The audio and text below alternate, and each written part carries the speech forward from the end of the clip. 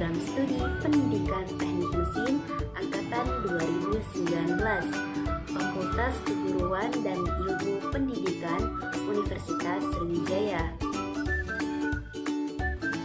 Pada video kali ini saya akan membuat video pembelajaran materi pahat bubut.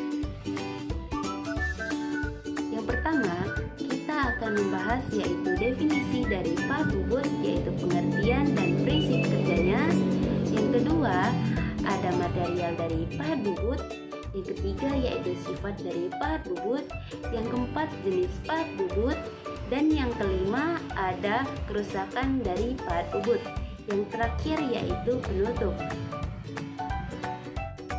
Nah, teman-teman, di sini ada yang tahu pengertian ataupun definisi dari pahat bubut dan prinsip kerja mesin bubut?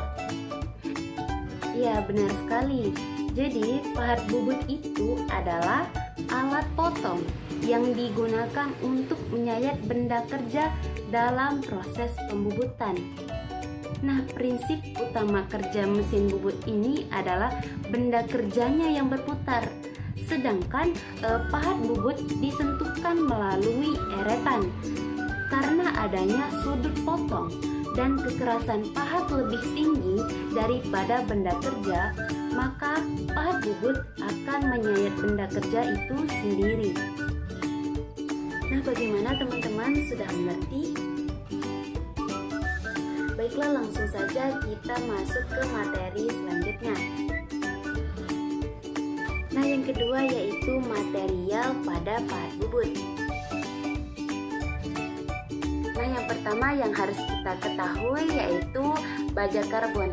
Jadi, baja karbon ini merupakan material yang telah lama. Awalnya penggunaan pahat bubut menggunakan baja karbon sebagai alat potong menggunakan baja karbon.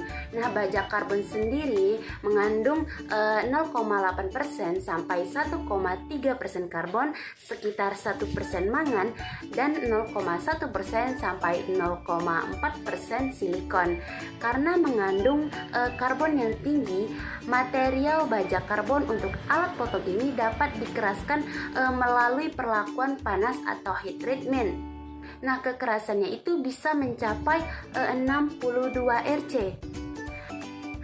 Nah, tetapi material baja karbon akan mulai melunak di suhu 180 derajat ya teman-teman.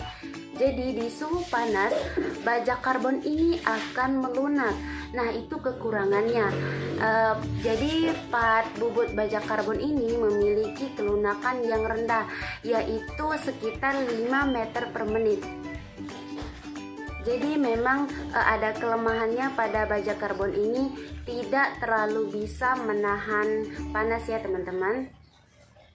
Nah, yang kedua ada baja kecepatan tinggi. Ini paling banyak digunakan di bengkel-bengkel, terutama di sekolah ya teman-teman. Jadi yang paling banyak digunakan yaitu di HSS atau High Speed Steel.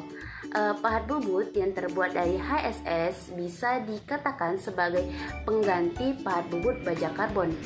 Nah, pahat bubut HSS ini memiliki kecepatan potong sekitar 4 kali lebih cepat daripada pahat bubut baja karbon.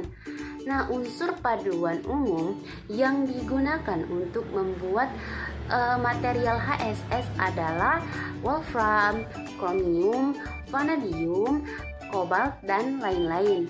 Nah, unsur paduan ini akan memberikan sifat tertentu yang kita inginkan.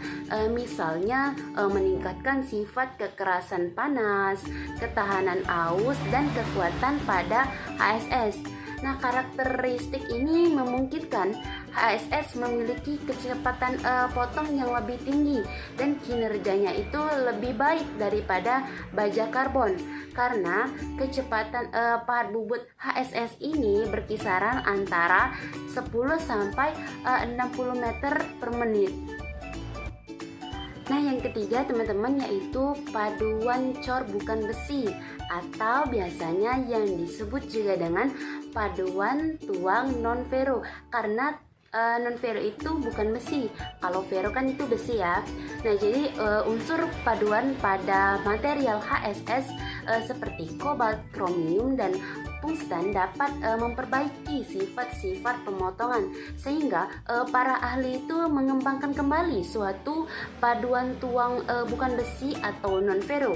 Nah, komposisi dari paduan tuang ini adalah ada kobalt, ada kromium, ada tungsten, ada karbon. Nah, tujuannya itu untuk memperoleh alat potong dengan kekerasan panasnya itu lebih baik daripada HSS, serta memiliki ketahanan aus yang tinggi. Nah, pahat bubut yang terbuat dari paduan tuang non besi ini dapat bekerja dengan baik pada pemotongan yang terputus-putus dan pemotongan produk coran. Nah, paduan cor bukan besi ini memiliki kemampuan melumasi yang baik, misalnya itu tahan korosi, serta dapat mencegah pengelasan atau penempelan material benda kerja pada bagian tepi mata potong. Nah, alat potong dari paduan tuang non besi ini dapat beroperasi pada kecepatan potong 2 kali lebih daripada kecepatan HSS.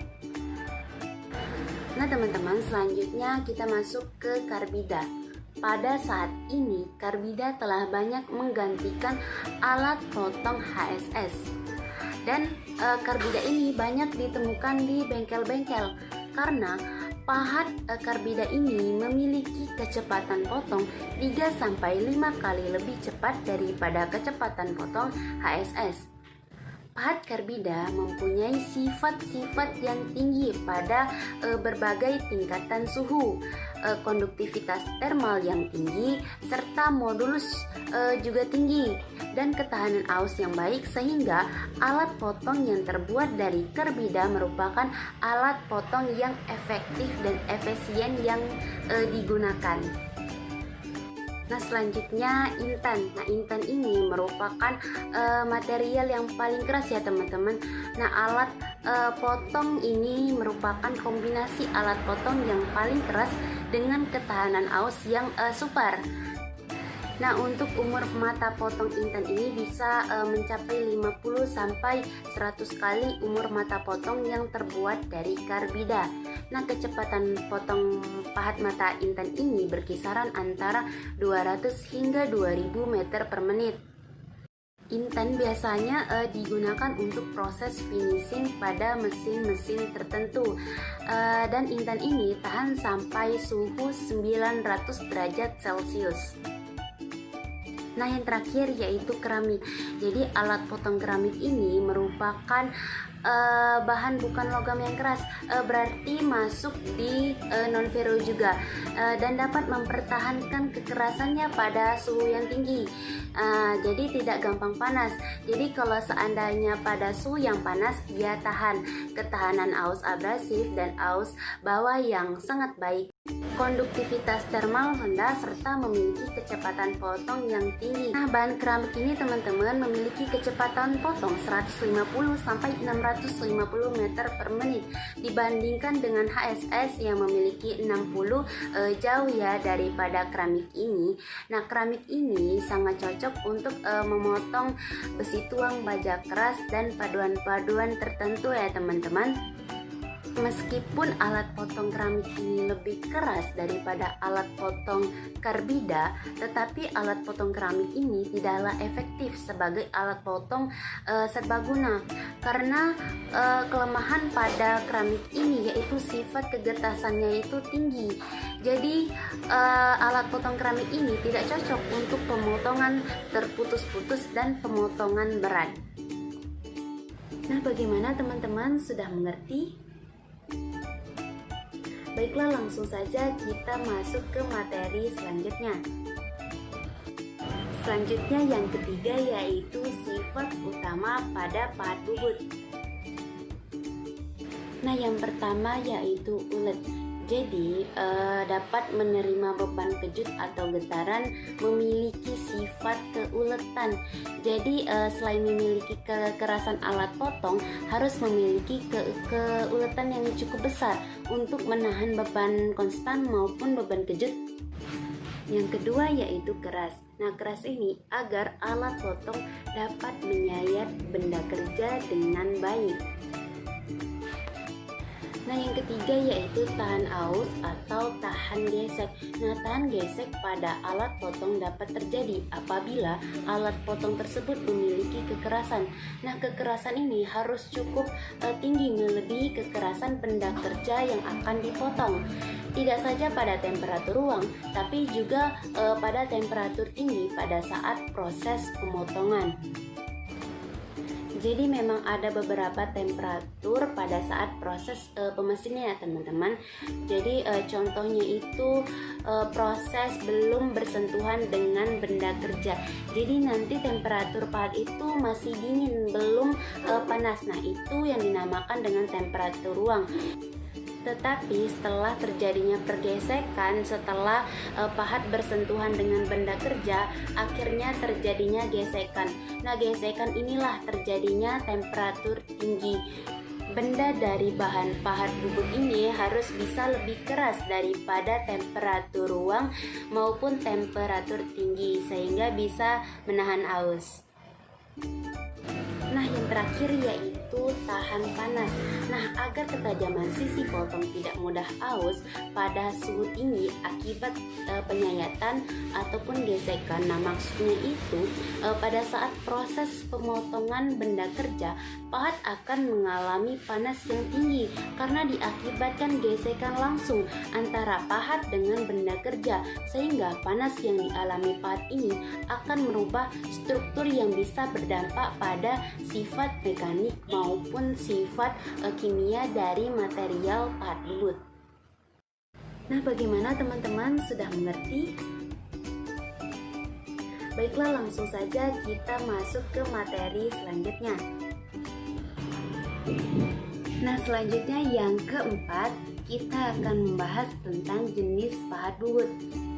Nah, teman-teman harus tahu ya, jadi jenis dari pahat bubut ada dua. Yang pertama yaitu pahat ISO, yang kedua ada pahat HSS atau High Speed Steel. Nah, pahat ISO ini terdiri dari 9 macam, yaitu pahat ISO 1, pahat ISO 2, pahat ISO 3, pahat ISO 4, pahat ISO 5, pahat ISO 6, pahat ISO 7, pahat ISO 8, dan yang terakhir yaitu pahat ISO 9. Sedangkan dari pahat HSS atau High Speed Steel terdiri dari 4 macam, yaitu pahat undercut atau pahat alur, yang kedua ada pahat passing, yang ketiga ada pahat roving, yang keempat ada pahat ulir. Nah, teman-teman, di sini saya akan membahas satu persatu dari jenis pahat ISO dan pahat HSS atau High Speed Steel. Nah, yang pertama yang akan saya bahas yaitu pahat ISO 1. Teman-teman bisa lihat dari gambar pahat ISO 1 digunakan dalam proses pembubutan memanjang. Tujuannya untuk mengurangi diameter benda kerja karena plane angle-nya 75 derajat, sehingga pahat ISO 1 ini tidak bisa digunakan dalam pembuatan pundak poros yang tegak lurus, yaitu 90 derajat. Nah, selanjutnya pahat ISO 2. Nah, pada gambar pahat ISO 2 teman-teman bisa lihat ya, digunakan untuk pembubutan memanjang, pembubutan muka atau pembubutan facing, dan membuat chamber 45 derajat. Nah, dengan plane angle 45 derajat ini, maka pahat ISO 2 dapat digunakan untuk membuat pundak poros yang tegak lurus, yaitu 90 derajat. Selanjutnya, pahat ISO yang ketiga. Nah, pada gambar pahat ISO 3 dapat digunakan untuk pembubutan memanjang dan pembubutan muka atau pembubutan facing. Dengan plane angle 93 derajat, maka pahat ISO 3 ini juga dapat membuat pundak poros yang tegak lurus, yaitu 90 derajat. Nah, pahat ISO 4 ini digunakan untuk proses finishing pada benda kerja. Karena plane angle-nya 0 derajat, maka sisi potong berada di tengah. Dan pahat ISO 4 ini hanya bisa digunakan untuk memotong pada benda kerja dengan pemotongan yang kecil atau kedalamannya yang kecil. Nah, pahat ISO 5 ini digunakan untuk pembubutan lintang tegak lurus dengan sumbu benda kerja menuju ke senter benda kerja. Nah, pahat ISO 5 ini digunakan untuk membuat facing dengan plane angle 0 derajat.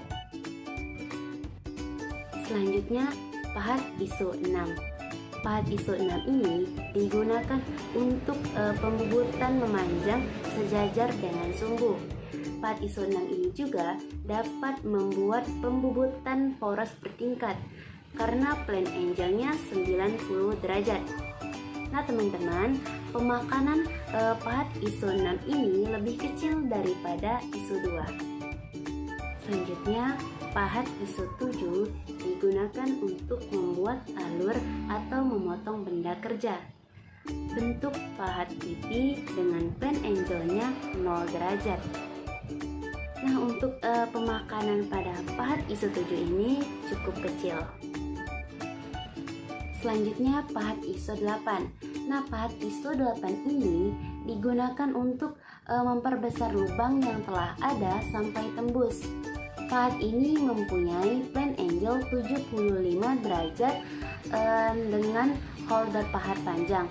Pahat ini rawan terhadap getaran sehingga penyayatan ke dalamnya itu terbatas, dan pahat ISO ini tidak bisa digunakan untuk pembubutan bertingkat.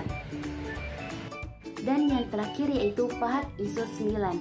Pahat ISO 9 ini digunakan untuk memperbesar lubang yang tidak tembus dan bertingkat yang terbatas dengan panjang pahat. Nah, pahat ISO 9 ini memiliki plane angle 92 derajat. Nah teman-teman, bagaimana, sudah mengerti tentang jenis dari pahat ISO? Selanjutnya, kita akan masuk ke jenis dari pahat HSS atau High Speed Steel. Yang pertama yaitu pahat undercut atau pahat alur. Pahat ini biasanya digunakan untuk membuat alur atau memotong benda kerja. Fungsinya sama seperti pahat ISO 7. Yang kedua ada pahat racing. Pahat ini digunakan untuk finishing memanjang benda kerja. Fungsinya sama seperti pahat ISO 6. Yang ketiga ada pahat roving. Nah, pahat ini digunakan untuk membubut memanjang maupun melintang. Nah, yang terakhir yaitu pahat ulir. Pahat ulir ini biasanya digunakan untuk pembubutan ulir luar dan bentuknya menyesuaikan ulir yang akan dibuat. Nah teman-teman, ada yang tahu nggak nih standar ulir itu apa aja? Ya, ada ulir simetris, ada ulir Whitworth, ada ulir square maupun trapesium. Nah teman-teman, sudah mengerti tentang jenis pahat bubut? Selanjutnya kita akan membahas tentang kerusakan pada pahat bubut. Yang pertama ada radius pada ujungnya, yang kedua ada gaosan pada bidang datar, yang ketiga ada gaosan pada bidang garuk, yang keempat ada build up cutting edges, yang kelima ada keretakan pada tip karbit, yang keenam ada tip karbit lepas. Kerusakan pada pahat bubut yang pertama yaitu radius pada ujung pahat bubut. Disebabkan karena pemakanan yang sudah melebihi ambang tool life. Nah, tool life pahat ini tergantung dengan penggunaan feed, cutting feed, dan material benda kerja. Yang kedua ada gaosan pada bidang datar. Nah, ini disebabkan oleh pemakanan feed terlalu besar atau sudut bebasnya itu sudah terlalu kecil sehingga terjadinya pergesekan antara pahat dengan benda kerjanya. Yang ketiga ada keausan pada bidang garuk. Nah, ini disebabkan karena panas yang berlebihan atau overheating yang terjadi karena cutting speednya itu terlalu kecil sehingga pendinginannya itu tidak optimal, maka terjadilah keausan pada bidang garuk ini. Nah, selanjutnya ada build up cutting edges. Ini merupakan lelehan material yang menjadi dingin, mengeras, dan menempel pada ujung pahat sehingga mengakibatkan geometri dan senter pahat menjadi berubah. Yang kelima ada keretakan pada tip karbit. Keretakan pada tip karbit biasanya disebabkan karena overheating dengan pendingin yang tidak kontinu. Hal ini disebabkan karena bagian bawah tip karbit tidak menumpu dengan sempurna sehingga menyebabkan keretakan pada tip karbit itu sendiri. Selanjutnya ada tip karbit pecah. Nah, teman-teman bisa lihat pada gambar tersebut, tip karbit tidak bisa menahan beban kejut. Selain itu juga, depth of cut juga terlalu besar dan fit atau CS-nya juga berlebihan. Dan yang terakhir yaitu ada tip karbit lepas. Nah, ini disebabkan karena breezingnya yang tidak baik. Selain itu juga karena pembebanan yang berlebihan sehingga mengakibatkan lepasnya sistem pengikat yang ada. Nah, bagaimana teman-teman, sudah mengerti tentang materi pahat bubut? Itulah tadi video pembelajaran saya tentang materi pahat bubut. Semoga bermanfaat bagi teman-teman. Apabila ada salah kata, saya mohon maaf, dan kepada Allah saya mohon ampun. Saya akhiri, wabillahi taufiq wal hidayah. Wassalamualaikum warahmatullahi wabarakatuh. PTM bongkar. Again.